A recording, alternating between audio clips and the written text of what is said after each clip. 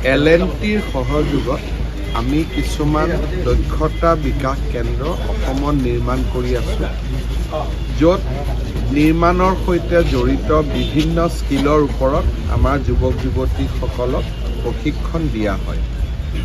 Tiles লগোৱা, electrical, plumbing আদিৰ উচ্চ দক্ষতাৰ ট্ৰেইনিং এই ইনষ্টিটিউটবিলাকত দিয়া হয়। তাৰ ফলত তেওঁলোকে বিভিন্ন বহিঃৰাজ্য বিদেশতো কাম পাবৰ কাৰণে সক্ষম হয়। যোৱা কিছুদিন আগতে কোকৰাঝাৰত তেনে এক দক্ষতা বিকাশ কেন্দ্ৰ আমি আৰম্ভ কৰিছিলোঁ। আজি আমি গোগামুখত দ্বিতীয়টো চেণ্টাৰ কৰিলোঁ।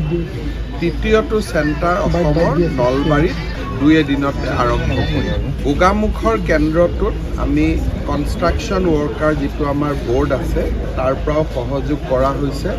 ফলত 90 দিনৰ বিনামূলীয়া প্ৰশিক্ষণ এটা আমি ইয়াতে কৰাব পাৰিম।